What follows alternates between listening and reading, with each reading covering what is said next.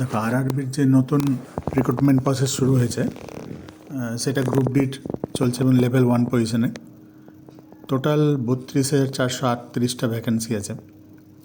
তো এতে 10th pass qualified যারা আছে তারা অ্যাপ্লাই করতে পারবে, তার সাথে সাথে যদি কেউ আইটিআই করা থাকে তারাও করতে পারবে।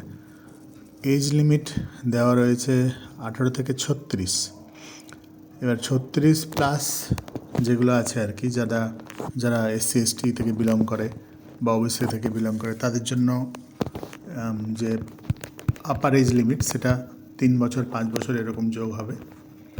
দেখো এখানে পেজ নাম্বার 10-এ বলা রয়েছে যারা ওবিসি তারা 3 বছর, যারা এসসি এসটি তারা 5 বছর।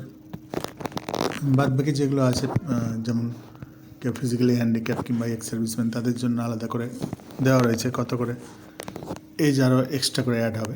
তো এরকম ব্যাপারগুলো রয়েছে।